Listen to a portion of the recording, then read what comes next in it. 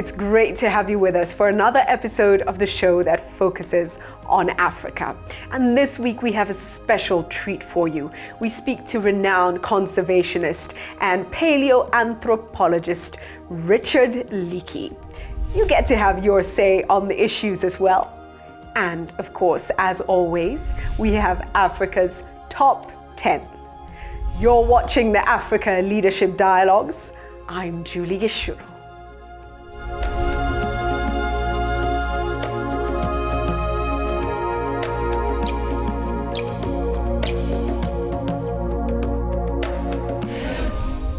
On the show this week, we get insights from a man who's known not only in East Africa, not just across the African continent, but globally as a conservationist. Dr. Richard Leakey shares his insights into development, Africa being the cradle of mankind, climate change, his experience in life, leadership, and so much more.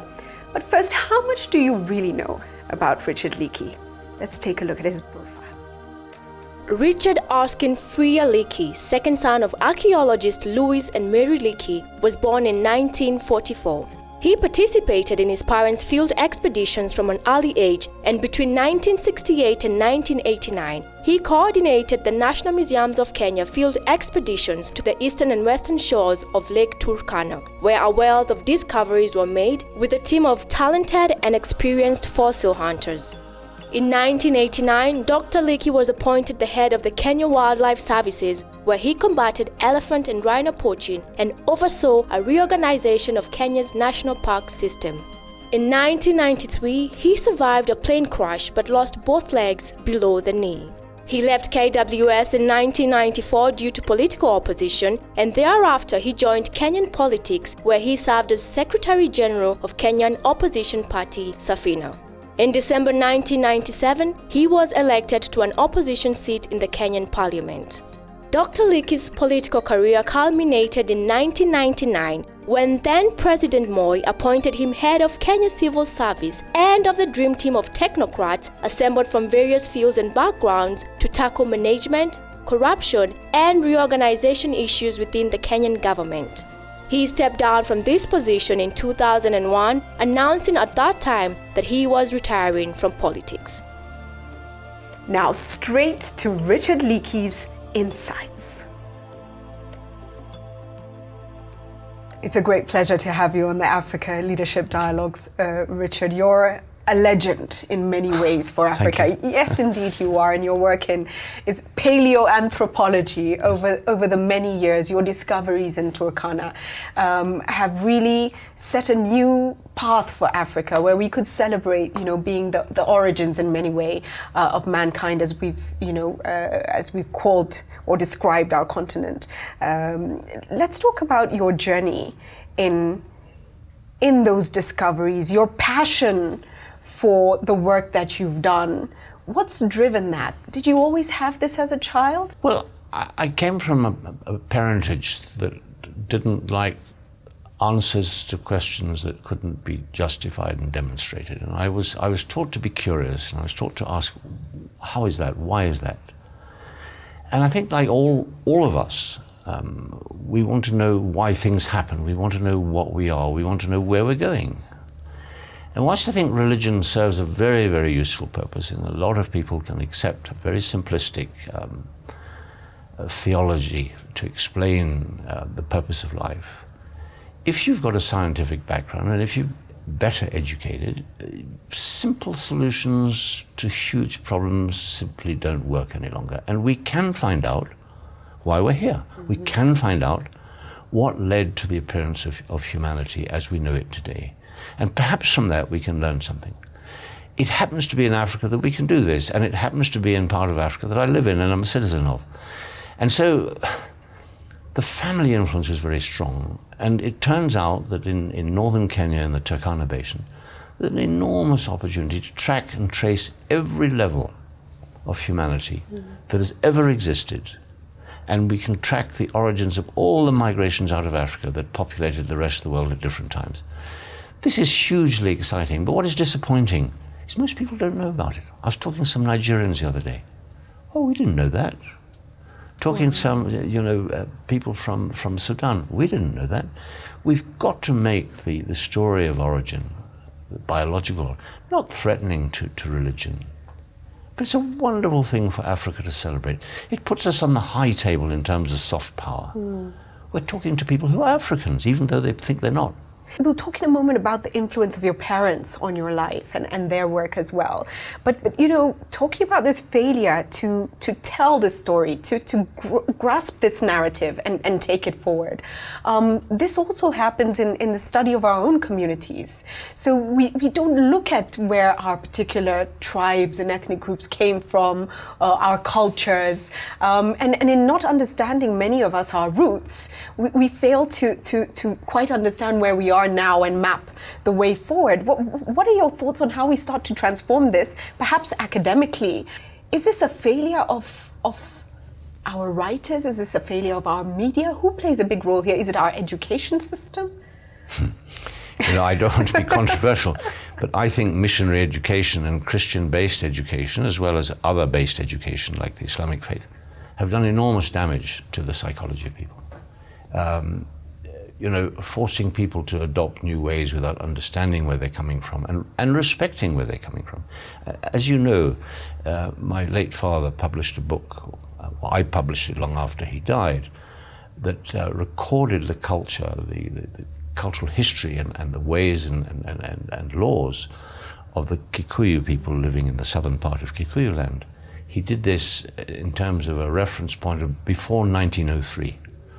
That book has attracted such interest from people because the depth and richness of the Kikuyu culture, which is long forgotten by most people today, you can begin to admire again something that is within your own history. Why are we ashamed of cultures where people have been different? We say it's primitive. It's not primitive, it's different. I mean, whether you wear a top or a bottom to your clothes or whether you don't wear any clothes, it doesn't make you a different sort of person if you've got your own self-respect and way in life. And I think the origin story, not just in terms of the biological origin, but the cultural origins of what we see, is hugely important. And I think we need to understand that our education system really doesn't do justice to the richness of our past, and it's changing so fast. We're almost going back to teaching European history, which is ridiculous. We've got so much of our own, and we've got to, I think, get our young people proud of their past, proud of what has happened, and proud enough to look forward with confidence to what they're going to do next. I have to tell you, several people said, "Are you interviewing Richard Leakey? We want a copy of that book." It's available. I have it. It must be in high demand. I know people search for it on Amazon, and I know. So I will be ordering several copies, and we'll put information on the book on the screen in just a short while. So let's talk about your parents. Tell us a little bit about their work and how that inspired you. Well, my father grew up in this country to missionary parents. He started life thinking he'd be a missionary or a church person. The First World War interrupted his education, and he became aware through his playmates, who were Kikuyu youths in Kibet area, of the story of Mumbi, the story of these strange obsidian objects that were lying on the pathways after the rain, and he became very fascinated in prehistory, not history, and he pursued that accordingly. But he was so ingrained as a Kikuyu that his first language, your father, this my is father your father. was, and his thinking was entirely along those lines. And when we were children, we would wake him up because we needed some attention.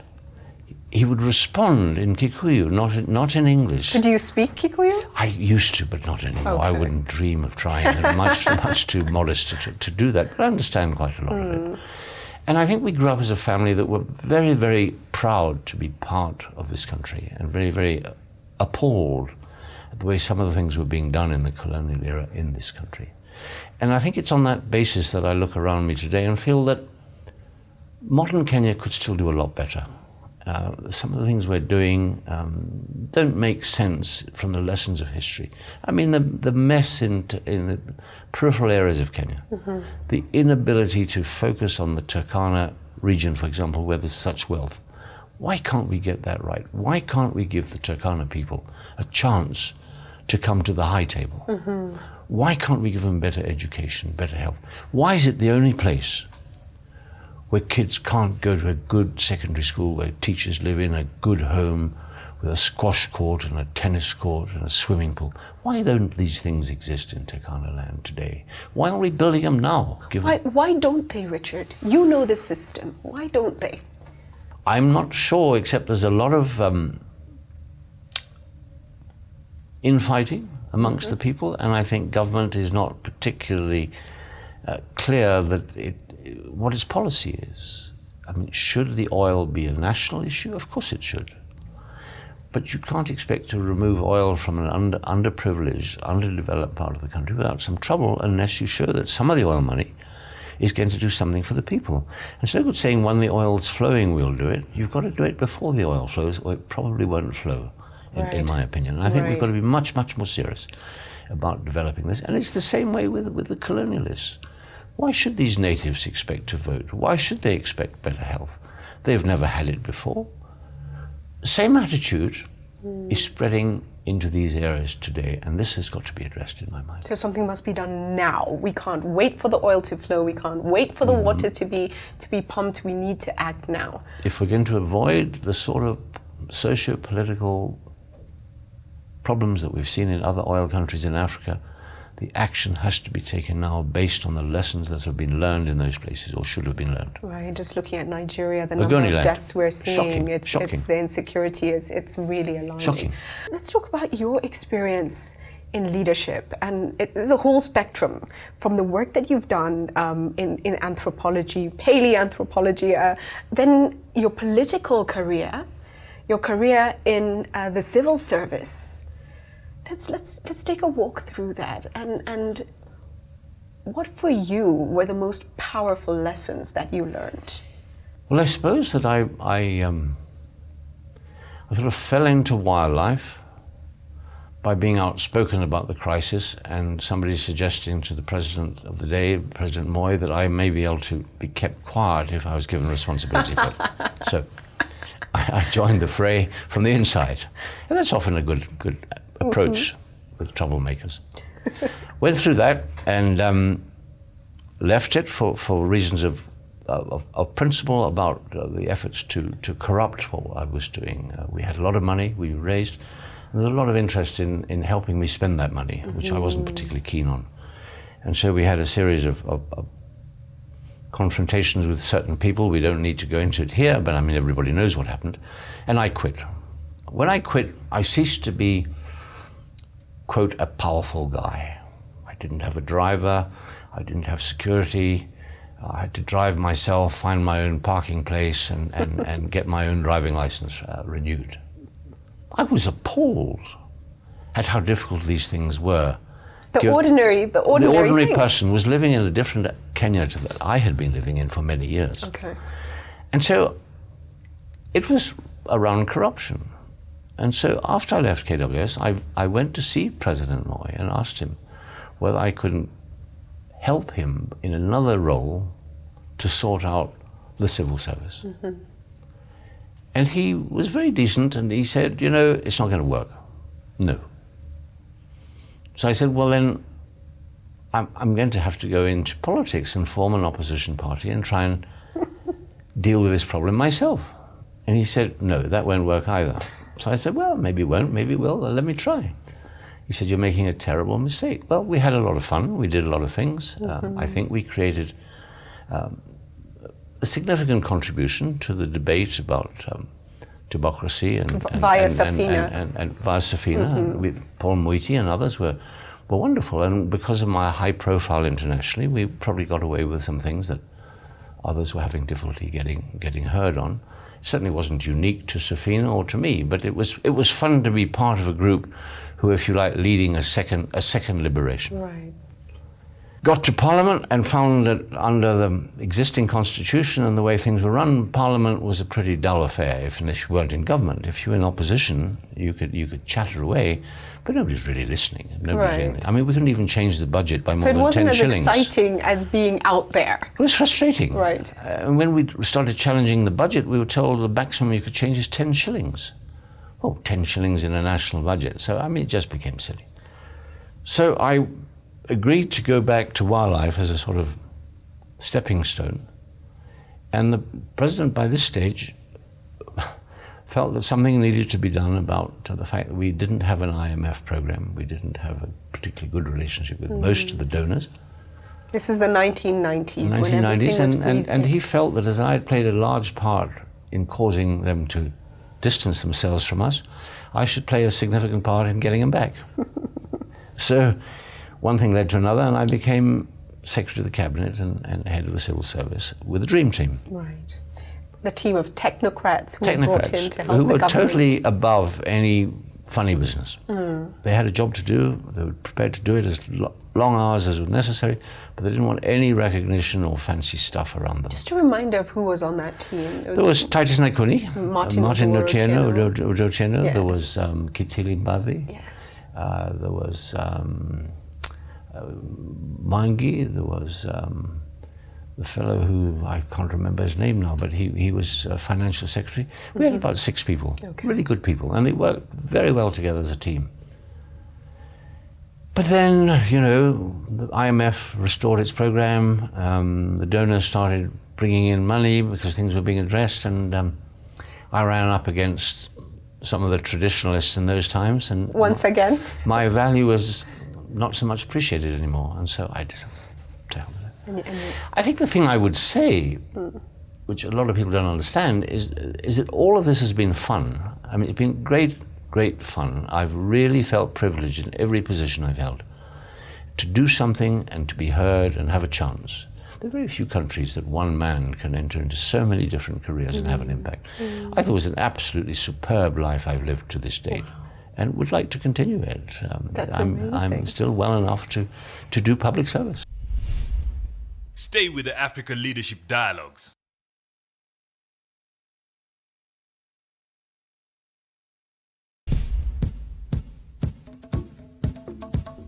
Let's talk about your strength, and I specifically refer to that because of the helicopter crash that took your legs. It was a plane crash, not It a was helicopter. I was flying plane- it myself, and it seems to have been perhaps A sabotage. small light aircraft. Yes.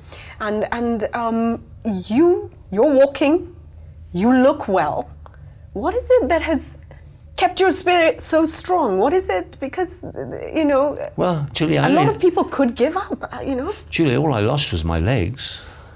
Everything else was there. Everything else was there. I lost a kidney since then, and I had a transplant. I've had 2 transplants. And then last year I had to have my liver removed because it was rotten. Unfortunately not from drinking, just from disease. And Unfortunately not. I was given another liver by a living donor who's a Kenyan. Recovered from that in a few months, and I'm back to full health. And I think I don't think it's remarkable. I just love life, and I don't want to give it up yet. And if I see that dark, shadowy figure saying, "Come," I say, "No, stay away." I'm not ready. Let's talk Africa. Just looking at the continent right now, and very exciting possibilities. We've got a lot of countries growing very fast, huge opportunities, but still very many challenges. What are your thoughts on Africa? I think the greatest challenge from a Kenyan perspective about Kenya, and Kenya should be one of the engines that's driving Africa. I always thought that Kenya, South Africa, Egypt, and Nigeria, which others thought too, should be the cornerstones of the development of Africa. We've not necessarily got where we wanted to get, but I remember when NEPAD was first put forward, and Thabo Mbeki was so enthusiastic about that idea and various other ideas. There was a chance then to do things that haven't happened here. I think our problem, what's holding us back here, is indiscipline. We don't think nationally. We think in all sorts of other ways, none of which help move this nation to the front position which it should be holding today. We have phenomenal resources, human resources. We have phenomenal basic infrastructure. We have people abroad, our own people abroad, the diaspora, who are at the top of their class, whatever they're doing. They would come back, but they don't want to come back and spend 2 hours coming to the Serena Hotel from Langata because of traffic. And the traffic is indiscipline. Nobody does what they're supposed to do on traffic rules. People want to start a business, But they don't want to go around getting permits that require a little extra cash here and extra cash there. I was at the Tanzania-Kenya border. The trouble of getting goods in and out of this country at the border post is horrifying, horrifying. It's not necessary. It's not doing anybody any good as a nation. I think Africa needs to deal with that. And I think part of our undiscipline is surely part of the intertribal ethnicity that still exists here. I think we've got to go back to some really good national schools. We've got to do, in a way, what was attempted in America, where you recognize that elitism is a bad thing, but if you have free access to those top schools based on merit, then I think some of these national schools, where we deliberately mix people from all over the country, we make them peers in 4 years of secondary education or whatever system we choose, I think you're going to get people again that think nationally. We're not at the moment. How do we celebrate culture and yet embrace our national responsibility and patriotism? Well, I don't think we all need to go around in national dress. I think that's a distraction. I think we need to recognize that every part of Kenya has contributed to what we are today. And every part of Kenya is significant in what we will be tomorrow. We need a leadership that says, come on, you guys, this is what we have to do. In the meantime, of course, we respect your own perspective on some of these things. But without a country, we haven't a people. We have to persuade the people that Kenya comes before religion, that Kenya comes before tribe, and ultimately Kenya comes before family. We must make sacrifices for the good of this nation. If you were to identify an African country that you think has got it right in terms of development, would there be one? Very tricky question. I admire Rwanda, but I recognize it's not an entirely democratic approach to governance, but it's disciplined. Right. That word again, discipline. I admire Tanzania in that they seem to be one people, irrespective of what's going on amongst the people, but they are a nation. I admire Botswana because it is a sort of melting pot and it's moving forward. I admired what Nelson Mandela did, Mandela, for his country. I think he swept a number of things under the rug, but generational time will take care of that. But I think they really are recognizing that you can't just be one tribe or one color or one language, that Africa is made up of everybody. And if you recognize that everybody on the planet came from Africa, there's manifestation of what we need, unity. We are one people with the rest of the world as well as ourselves. Right. And we've got to start working together. We've got to start cooperating together. It's coming. I think the changes that have happened in my lifetime are phenomenal, positive, excellent. But I'm impatient. I want to go faster. I want to be able to move without a passport. I want to be able to do what I want to do, where I want to do it, and I want everybody to have the same opportunity. Right. Wow. That's powerful. Let's talk about the fact that while there are many challenges, there exist many opportunities, and conservation, protection of our wildlife and our resources is a key issue that is perhaps not being addressed enough. How do we ensure that as Africans right across the board, we are all able to understand the importance of this issue for the continent? It's difficult, but I think one of the issues that we're not talking about and is behind, if you like, or an overprint on this crisis we're facing is climate change. And I think we're putting off accepting that the world's climate is changing and it will impact everywhere. With climate change, with more or less rainfall, existing demographics and existing patterns of land use will have to change. If, as is suggested, parts of Africa will dry even further than they are today, it's happened prehistorically. We know climate change before has had huge impact on life. It'll have it again. We can't stop it. Climate change will affect our national parks. directly and indirectly. Indirectly because the grazers and nomadic people will want the resources in the park. The animals in the park want the same resources. We're not thinking of what to do with this conflict at all. We're worrying about little things. We're considering investing hugely along the Indian Ocean with a new port north of Lamu. Most of that land is less than a meter above sea level. They say the sea will rise 2 or 3 inches in our lifetime.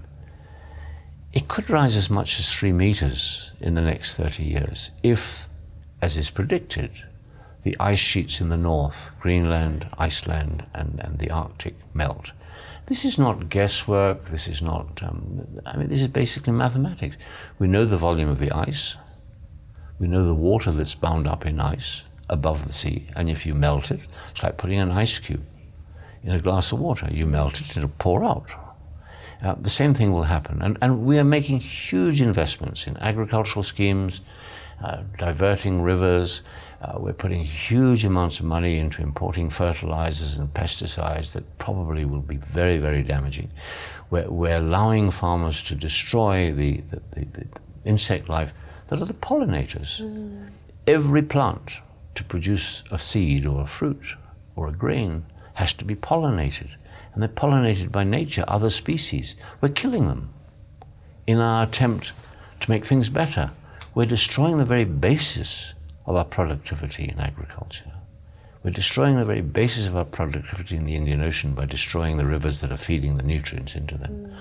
We're killing the coast with these salt factories with no barrier to the sea. We're very short-sighted, and I think conservation isn't just elephants and rhino, as much as we may care for them and as much as they're symbolic and iconic. But it's not the elephant and the rhino, it's the people. The people have to have a country to live in that is healthy. And I would go so far, and I've suggested this, but with not much interest from people at the moment, is that economic crimes, crimes against humanity, are recognized internationally. Crimes against the environment, which are crimes against the next generation of people, should be taken equally seriously. And if a government, or a leader, or a group of governments, knowingly and willfully allows something to happen that will destroy an area that is critical to the future of the people of that area, this is almost like genocide. This is such a serious thing to be doing. They should be accountable. And it's being driven by many of these leaders for personal gain and for prestige. Prestige in a lifetime? What is a lifetime of a person compared to the lifetime of a nation or a continent? We're being very, very short-sighted. That's very powerful. Very powerful, and I think food for thought. And if you want to know more about the science of what's happening, you should watch The Inconvenient Truth, which is a documentary by Al Gore. Indeed, a friend. Right. Oh, finally. Before you give your message to the continent, what's your vision for Africa? Hard to tell, but I think the resources of Africa are so extensive that with better management, which I think is coming rapidly, Africa will become a very powerful continent. Powerful not in a militaristic sense, but in terms of an economic hothouse, a place where things can be made, things can be sold, new ideas can be developed. The intellectual bank in Africa, amongst the younger people with a better education, is beyond belief, and we all admire what's happened in the tiger countries of the East. We all used to admire what happened in Europe, what happened in America. It'll happen here, and when it does, it'll be an African experience. It'll be something we're doing. But we've got to give the next generation a better chance of being able to move rapidly by not squandering what we have and giving them not a mess to inherit, but a potential to inherit. Please look into the camera and give your message to the Africans who are watching the show. I think we've got to be in Africa, if we're going to move forward, as I think we must this century, to a leadership position in the world, to develop our economies and our people. We've got to gain a lot more self-respect as a continent. We should recognize that Africa, as a disciplined continent with laws that are followed, agreements that are respected, and individuals who can stand high without fear, will make it. At the moment, we are very fragmented. boundaries, borders, religions, greed and corruption are slowing down an inevitable move to the future. I would like to see more African unity, more African commitment to other African states, and less reliance on outside ideas for what we have to do. Thank you so much, Richard, for making time for the African Leadership Dialogues. Okay, thank you. For more information on the series of books titled The Southern Kikuyu and other books published by Richard Leakey, go to www.leakey.com/books. Stay with the Africa Leadership Dialogues.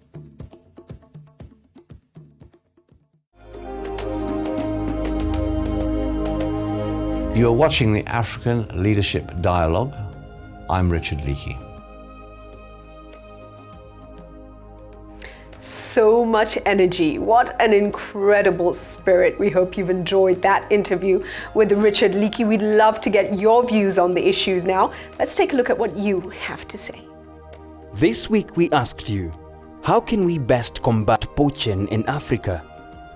Githuku James Kinyanjui says, punitive jail terms for those nabbed, dismantling networks or cartels, political will, partnership between nations, monitoring markets for game sale, enhancing capacity and upgrading systems or security to track our treasured wildlife. Tony Wando says, involving communities in addressing that vice, establishing income-generating programs in those areas to reduce poverty, rehabilitating victims, digitizing animal conservation, and capacity building for the community. Hi, my name is Cecilia Mutai and I'm watching Africa Leadership Dialogue from Westlands.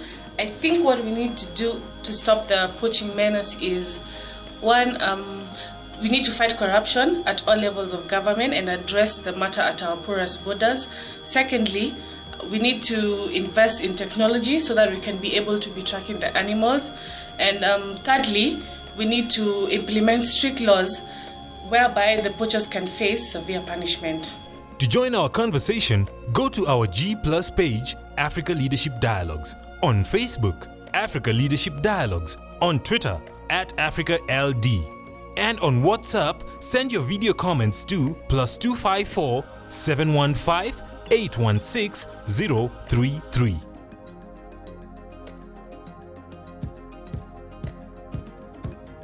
Thank you for sharing your views. Critical issues for Africa. We need to look to conservation issues much more. Issues of climate change and how we can address that need to be a focus for our governments, for our private sector as well. Now time for Africa's Top 10. On Africa's Top 10 this week, we feature the endangered animals in Africa due to poaching. At number 10 is a chimpanzee. The demand for the animals by zoos, wildlife parks and as exotic pets is on the rise, and poachers often target young chimpanzees for illegal pet trade. However, their families will often fight to the death to protect them. So for every baby that is captured, another 10 chimps will have died from the barrel of a poacher's gun. The infants frequently succumb to extreme stress once removed from the wild. At number 9 is the mandrill, found in Cameroon, Guinea and southwestern Congo. Mandrills are killed for their meat as well as body parts, which includes the head and hands that are sold for fetishes or trophies. It is an endangered species as a result of hunting, human settlement and the expansion of the agricultural industry. Hunting for bushmeat is the more direct threat. Coming in at number 8 is the spotted hyena, mainly found in sub-Saharan regions of Africa and is the second largest carnivore in Africa after the lion. The primary mortality source for the spotted hyenas currently is large-scale poisoning in retaliation for livestock depredation. They are also killed intentionally in sport hunting. Positioned at number 7 is the Gravy's zebra. There is great demand for the narrow striped skin of the Gravy's zebra for its meat, medicinal purposes, and for the manufacture of handbags, purses, sleepers, rugs, wall drapes, and clothing. This has resulted in the sharp and sudden decline of the species in Kenya and Ethiopia. Taking the number 6 spot is the African wild dog, listed as the most endangered predator in Africa. They are widely regarded as pests and are poisoned, shot, trapped and snared in many areas. A century ago, an African wild dog pack roaming the Serengeti plains was 100 or more animals, while today's pack size averages about 10 animals. Slotted in at number 5 is a leopard. Prized for their brilliant spotted coats, leopards have entered the crosshairs of poachers across Africa. Leopards are poached for their pelt, for pet trades and for trophy hunting. In addition, a leopard's bones are sold as a substitute to tiger bones in traditional remedies, and their heads are a welcome prize to hunters. In some areas, the leopard has been rendered extinct by poachers. The cheetah comes in at number 4.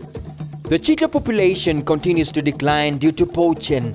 A cheetah's pelt is considered a badge of wealth for its human owner. Cheetahs are often killed for their skin that is used to make coats and shoes, and they are also captured for their hunting skills.